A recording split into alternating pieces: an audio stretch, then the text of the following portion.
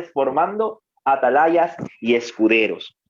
Un tema necesario para este tiempo, para aprender, retener y poner en práctica, porque es necesario que todo lo que leamos lo pongamos en práctica. ¿Amén? Entonces, vamos a iniciar en esta noche.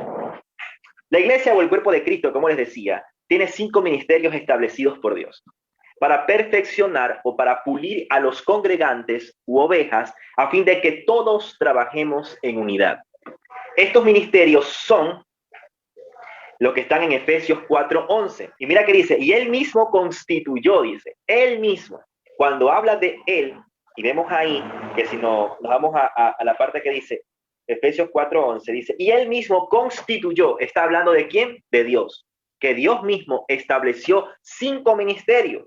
¿Cuáles son? Claramente ahí me dice apóstoles, profetas, evangelistas, pastores y maestros. Estos ministerios son llamados o servicios específicos que no están unidos o sujetos a cosas humanas, como capacidad intelectual, condición física o edad.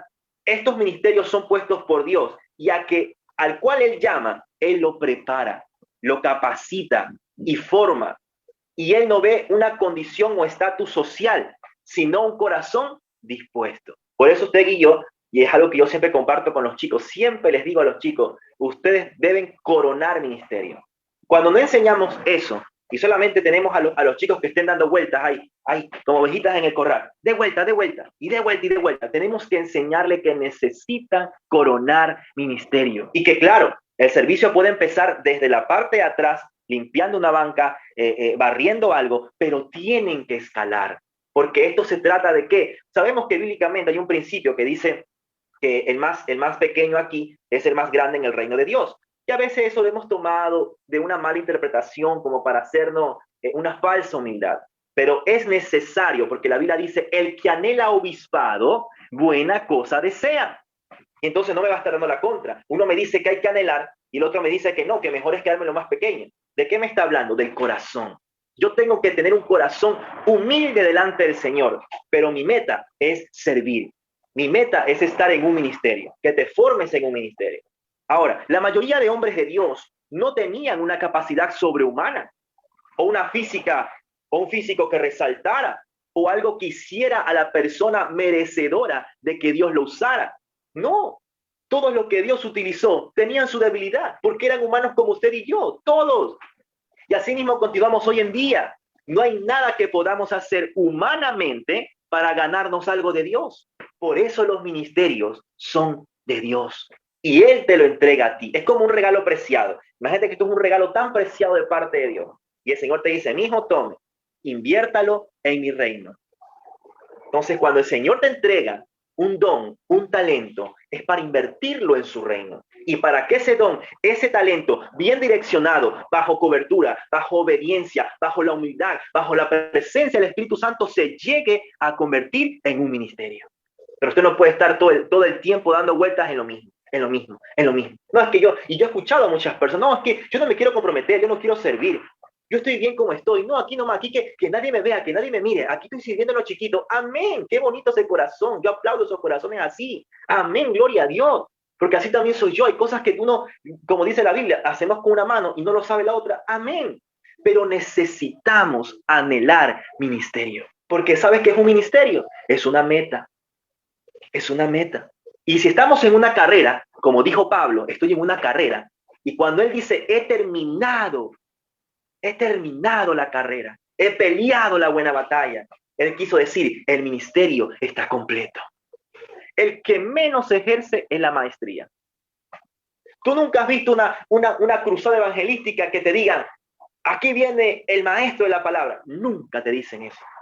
Siempre te dicen el evangelista, el predicador, el profeta, el apóstol. Nunca te dicen el maestro de la palabra. Hay un temor por enseñar. Y a veces pensamos que predicar es enseñar. Y estamos muy equivocados porque podemos predicar y no saber enseñar. Podemos tener el mensaje, pero no saber cómo decirlo. Dentro de los 5 ministerios, escuchen esto, no existe ni el musical, ni el danzarín, ni el de teatro.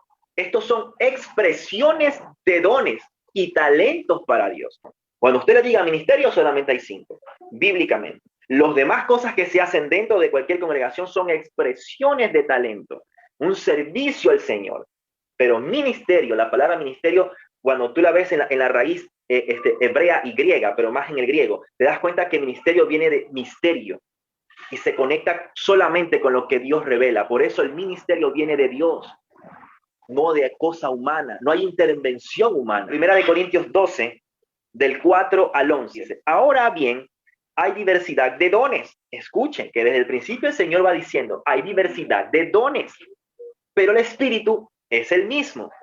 Dice acá, hay diversidad de ministerios, pero el Señor es el mismo. Y hay diversidad de operaciones, pero Dios que hace todas las cosas es el mismo. Porque a este es dada por el Espíritu palabra de sabiduría, a otro palabra de ciencia, a otro fe por el mismo Espíritu, a otros dones de sanidad por el mismo Espíritu, a otro el hacer milagros, a otro profecía, a otro discernimiento de espíritu, a otros diversos géneros de lengua y a otro interpretación de lenguas. Tenemos acá 9 cosas interesantes, que son dones que se ejercen dentro de la iglesia, pero todas estas cosas las hace un mismo Espíritu, repartidos a cada uno en particular, como Él quiere. Mira qué dice al final, como Él quiere. No es como tú quieras, no es como yo quiera. Por ahí yo leía en los años 80, en las iglesias más así, cuando se estaba formando el movimiento carismático, que era una combinación entre lo evangélico, lo pentecostés, el sentimentalismo, se formó el movimiento carismático. Este movimiento carismático trajo muchas manifestaciones de estos, pero muy efusivas, demasiado fuertes. Y eso dañó una cara de la iglesia de Cristo. Porque hoy, cuando usted va al YouTube y de repente ve a pastores de hace años haciendo una manifestación espiritual, mucha gente dice, eso no es de Dios. ¿Y qué es eso feo que estoy viendo? ¿Y qué es ese desorden que estoy viendo? ¿Y por qué la gente se cae para atrás? Pero no investigamos que eso fue hace un tiempo atrás, cuando la manifestación era de esa magnitud. Hoy en día, no es que el Espíritu Santo haya cesado, es que nos hemos hecho más prudentes. Mucha iglesia de Cristo se ha hecho más prudente. Otros todavía, lamentablemente, siguen con un mover un poco en desorden, hay que decirlo, pero otros han sido prudentes y han hecho lo que dice la palabra de Dios, porque la Biblia dice que el Espíritu está sujeto al profeta. O sea que si el Señor me toma para decirte algo, yo no me puedo poner como loco porque Él me está tomando, porque yo tengo dominio de mis emociones en ese momento. El Señor me toma, habla o me revela o muestra o unge o hace lo que Él desee o me hace hablar en lenguas, pero yo controlo mis sentimientos, mis acciones, mis pensamientos. Hoy en día ya después de que la Biblia ha sido un poco más revelada, la revelación ha sido más progresiva, hoy podemos entender esto. Pero en los años 80, imagínate tú, 1980, 1970, todavía había mucha euforia, mucha se podría decir, mucha locura, mucha extravagancia dentro de las iglesias. Y eso dañó mucho una cara de la iglesia de Cristo. Por esa razón hay mucha gente allá afuera que tú le quieres predicar y lo primero que te dicen, no, porque ustedes son unos locos. No, porque en su iglesia todos se caen para atrás. No, porque en su iglesia todos lloran con moco tendido. ¿Y qué es eso? No, porque, y comienza. ¿Y por qué? Porque han visto videos. No han probado, han visto videos. ¿Y cuánto han dañado el cuerpo de Cristo? Lo han rasgado tanto con estos memes, con estos videos y con estas cosas que salen por las redes sociales. Mira que dice primera de Pedro 4:10. Ese también se lo voy a leer yo. Dice, cada uno según el don que ha recibido, ministrelo a otros como buenos administradores de la multiforme gracia de Dios. ¡Qué hermoso!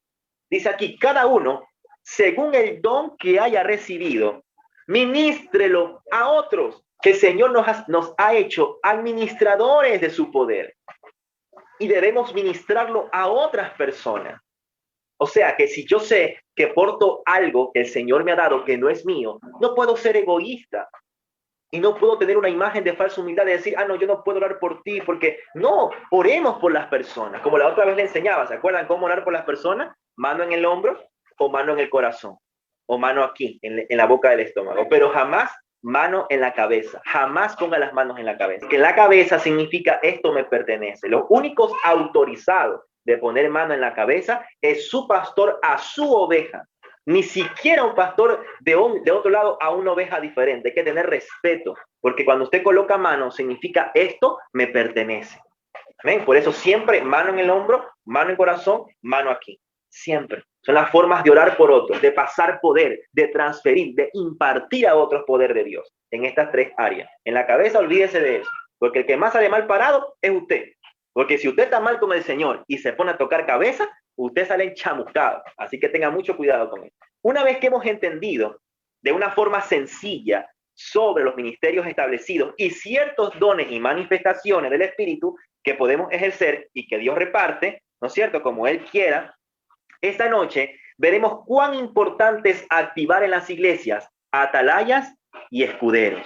El atalaya y el escudero son sombras proféticas del Antiguo Testamento sobre los dones ministeriales, porque el don de profecía es comparado a ser un atalaya y el don de discernimiento de espíritu es comparado a ser un escudero. O sea, es más o menos para que usted entienda, pero ya vamos a verlo específicamente. ¿Qué es un atalaya? El significado bíblico de atalaya se refiere a aquellas personas que se dedicaban a vigilar y proteger las ciudades. En tiempos bíblicos se usaba mucho esta figura de atalaya para que cuide las viñas y los huertos. En términos bíblicos, metafóricamente, se refiere a vigilar la fe y las buenas acciones. El capítulo 33 de Ezequiel dice en negrilla el deber del atalaya. Vino a mí palabra de Jehová diciendo, hijo de hombre, habla a los hijos de tu pueblo y dile, cuando trajere yo espada sobre la tierra y el pueblo de la tierra tomare hombre de su territorio y lo pusiere por atalaya y él viere venir la espada sobre la tierra y tocare trompeta y avisar al pueblo, cualquiera que oyere el sonido de la trompeta y no se aperciba, viendo la espada, su sangre será sobre su cabeza. Mira que dice, que si el atalaya viera venir la espada, dice, si el atalaya viera venir la espada y no avisar al pueblo, la sangre de ellos correrá sobre su cabeza. Mira lo que dice, es increíble. Ahora, más abajito dice, pero si el atalaya viere venir la espada y no tocare la trompeta y el pueblo no se apercibe viendo la espada, hiriere de alguno que fue tomado por causa de su pecado, pero demandará su sangre de mano del atalaya. El atalaya se encarga de ver el peligro que se aproxima. Pero como está en lo alto, él no lo ve cerca. Él ve al enemigo desde kilómetros atrás. ¿Qué quiere decir? Que él prepara al pueblo. El atalaya apercibe al pueblo, estimula al pueblo. ¿Para qué? Para que el pueblo esté preparado mucho tiempo antes de que el enemigo llegue. ¿Y por qué es importante el atalaya? Porque si hay un atalaya, él va a estar mirando. Y en el momento que vea al fondo que algo suceda, va a avisar. ¿Sabe qué? Algo viene allá. ¿Dónde? Viene demasiado lejos, no importa, vamos a prepararnos. Cosa que cuando el enemigo esté por la mitad del campo de batalla, ya la ciudad está lista para batallar. La ciudad está lista para guerrear. Pero si no hubiese atalaya y el enemigo viniera y viniera y viniera, de repente le toca la puerta. ¿Quién es? El enemigo. ¡Pum! Se te metió con todo y te mató. ¿Qué pasa si el atalaya se duerme? Entonces el enemigo viene y barre con todo. Por esa razón, en todas las iglesias del mundo debe haber un atalaya. ¿Qué es un escudero? Un escudero, según la Biblia, es el que carga con las armas. También se denomina escudero al asistente de un caballero cuya función es llevar el escudo. En tiempos de paz, estos sirvientes se encargan de atender al Señor en diversos ámbitos. Y subió Jonatán trepando con sus manos y sus pies, y tras él el paje de armas, y los que caían delante de Jonatán, su paje de armas que iba tras él, los mataba. ¿Qué quiere decir? Que el escudero siempre camina al lado del rey. Rey y escudero. Porque si el rey va adelante, ¿no es cierto? El escudero va aquí con el escudo. Va también con la espada. Preparado por si viene un enemigo, el primero que se enfrenta es el escudero. Para que no toquen a quién, al rey. Entonces, el atalaya y el escudero se forman en la guerra, en el peligro, en el proceso, en el dolor, porque uno se encarga de ver el panorama, el ambiente, y el otro de defender al rey. En otras palabras, es una analogía y comparación de la formación que todos debemos tener y algo por lo que todos debemos servir. Escuchen esto, no solo el pastor ejerce los dones o el ministerio, o se encarga de todo, porque a veces le tiramos todo el peso al pastor. No, que el pastor haga esto, porque él es el pastor. Y muchas veces lo hacemos por un respeto, pero otras ¿para qué? Para evitar compromiso. No, es que yo no quiero hacer eso. Es como que yo, por ejemplo, el pastor me encargue algo a mí, ¿no es cierto? Y yo le diga, ¿sabe que quiero que me ayuden? Ustedes dos, que me ayuden. Y después yo, que ustedes me están ayudando, yo me siento a verlos a ustedes cómo hacen las cosas. ¿Sí me entienden? Por esa razón necesitamos ser transformados y ser también redireccionados. ¿Para qué? Para que la función no solamente sea todo el peso sobre el pastorado, sino que los hermanos como usted, como los que están allá, hasta como yo mismo, podamos ejercer también algo en la iglesia. No solamente venir a sentarse, sino hacer algo para el Señor. Uno de los 7 pilares doctrinales habla sobre la autoridad del sacerdocio de todos los creyentes. O sea, que no solo el pastor tiene el don, usted y yo también lo tenemos, solo que unos no lo quieren ejercer por temor al compromiso, otros no se creen que pueden llegar a ser más que simples oyentes, otros tienen exceso de confianza y el altivo Dios lo mira de lejos, como dice Salmo 138:6, y otros le huyen a dicha responsabilidad, dejando siempre al pastorado solo. Pero a la final, todos acá debemos servir dentro de la iglesia local de una u otra forma, no mirando un interés personal, sino colectivo y dentro de la visión del Evangelio de Jesús.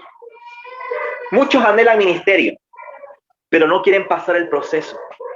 Otros no anhelan nada, pero así no maduran en la fe y solo divagan en la congregación como un iceberg en el mar. Pero a veces no es por culpa del pastor, a veces por culpa de que no prestamos atención, de que no queremos predisponernos a la obra. Ser atalaya y escudero es formarse en el fuego de Dios. Porque es bonito que te llamen el profeta, el pastor, el maestro, pero no suena bien y tampoco no es muy sonado el término el hermano atalaya. Y es que con esto quiero que entiendas que lo que estamos aprendiendo no es un dogma o algo que debemos practicar bajo ese nombre, porque hoy en día el ser atalaya y escudero es a modo espiritual. ¿Cómo son los atalayas hoy en día? Espiritualmente hablando. 3 puntos.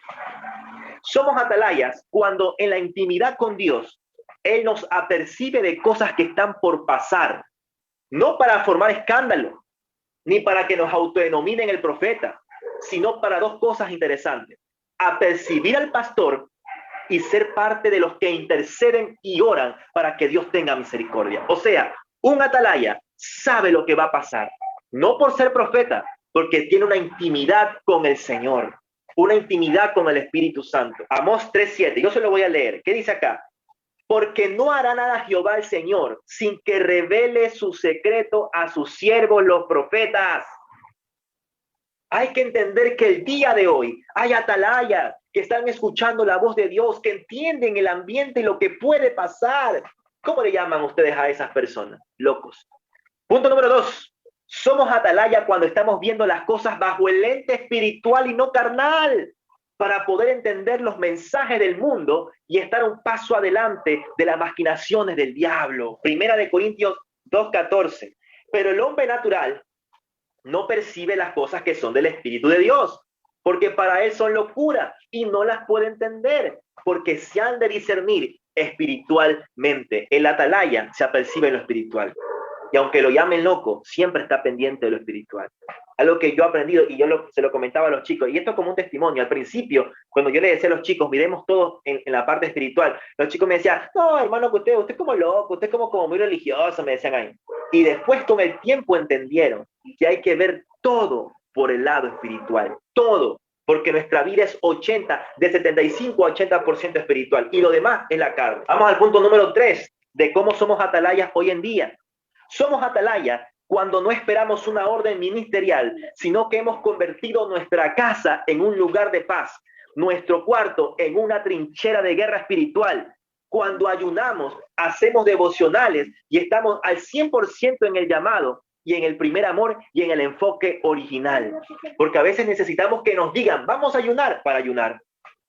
A veces necesitamos que la iglesia se reúna, vamos a hacer tal cosa para hacerlo. Vamos a evangelizar para evangelizar. Estoy rompiendo ese principio mal infundido de que para evangelizar se necesita un día. Que la gente dice, vamos a evangelizar. Eso es erróneo, porque evangelizamos a cada momento, a cada minuto, a cada hora con nuestra vida. Mientras usted respira, está evangelizando. Entiende ese principio. Cuando entendemos eso, nos damos cuenta de lo que dice la Biblia, estar preparado para toda buena obra. Hay que estar preparados, apercibidos. ¿Sabe qué es estar preparado? ¿Cómo duermen los soldados? ¿Cómo duermen los soldados? Los soldados duermen en una camita finita, con toda la ropa al lado de ellos. Unos duermen con botas puestas, otros con la ropa interna puesta y solamente para ponerse el chalequito. ¿Por qué? Porque están preparados. Una guerra, un pito, y ¡fum! Ya están ahí, atentos. Imagínate qué pasaría si el Señor en este momento suena las trompetas. Hay que estar hecho atalaya, mirando, apercibido. Hay noches que a veces uno no puede dormir. ¿Por qué? Porque pasamos pensando, ay, Señor, mañana qué vamos a hacer, mañana esto, Señor, háblame de esto. Cada día hay que vivir como que si fuese el último día. Que dice 2 Timoteo 4:2. Que prediques la palabra, que instes a tiempo y fuera de tiempo. Redarguye, reprende, exhorta con toda paciencia y doctrina. ¿Qué dice ahí? Instes a tiempo y fuera de tiempo. Ay, es que ahorita no es la hora, hermano, ahorita no lo puedo atender para un consejo. Dele. Adentro y fuera de tiempo. Cuando usted vive una vida ministerial, usted ni descansa bien. Usted ni duerme bien. ¿Por qué? Porque siempre van a estar los hermanos, una ayudita, hermano, un consejo, hermano, tal cosa, hermano, ore por mí, hermano, que esto. Una vida ministerial es estar ajetreado 24/7. Y claro, no es que eso te desgaste, eso te llena. Eso tiene que llenarte, no desgastarte. Último punto de cómo somos atalayas. Somos atalayas cuando ayudamos al pastor a llevar la grey y a los congregantes sin el afán de dividir, sin celo pastoral y predicando en unión y apercibiéndonos y apercibiendo al pueblo en estos tiempos. Efesios 5:16. Aprovechando bien el tiempo porque los días son malos. Aprovechemos el tiempo. Abracemos, amemos, restauremos, dejemos la crítica, la desunión. Dejemos de andar pensando por denominación. Abracemos al hermano de otra iglesia. Abracemos y amemos al hermano que está caído. No lo destruyamos más. Es el tiempo. Eso hace un atalaya. Espiritualmente hablando, hoy en día, ¿cómo somos escuderos? Punto número 1.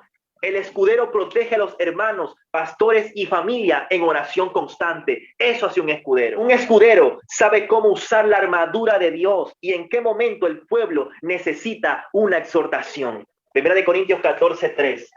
Primera de Corintios 14:3.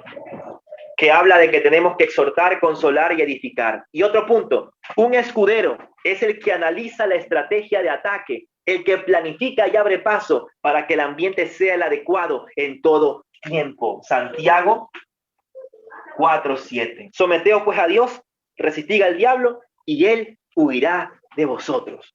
Si usted se ha preguntado si los atalayas pueden ser escuderos y viceversa, pues claro que sí. ¿Por qué? Porque el accionar de los dos es en conjunto, es en equipo.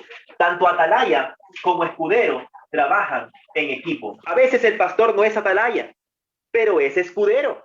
Y un hermano puede ser el que le advierta y él confirme con Dios. Otras veces el pastor puede ser atalaya, pero no tener las estrategias. Pero un hermano le puede dirigir a tomar la mejor decisión. ¡Wow! Trabajar en equipo con la cabeza. Y esto no es solo a nivel iglesia o ministerial. Los matrimonios que son uno solo pueden formarse como atalaya. Por lo general, mi esposa es la escudera. Escuchen esto. Por lo general mi esposa es escudera y yo el atalaya. Pero cuando Dios así lo quiere, a él le ha tocado hacer atalaya mirando el accionar del enemigo desde lejos, antes que yo. Y a mí me toca después ponerle estrategia. ¿Por qué? Porque también los matrimonios funcionan como atalaya y escudero. Y también padre a hijo, atalaya y escudero. Siempre en toda relación tiene que haber atalaya y escudero. Para terminar, decirles que como dice la palabra, el que anhela obispado, en otras palabras más actuales, el que anhela ministerio, buena cosa desea. Primera de Timoteo 3:1. Pero recuerden que antes de ejercer un ministerio, debemos haber ejercitado los dones, los talentos, pasar por procesos, madurar. No es servir por servir. Es que debe haber una pasión. Y la pasión se forma desde la intimidad, no en las plataformas, o en los talleres, o en clases, o cultos, o con aplausos, o reconocimientos, o títulos. No. Estas cosas son parte de la formación, pero todo empieza desde tu calidad de intimidad para que Dios te acompañe en público. Todo empieza desde lo poco a lo mucho. Es tiempo de formarnos espiritualmente como atalayas, que estemos apercibidos en el ambiente y como escuderos que sepan qué palabra dar y qué estrategia tener para conquistar.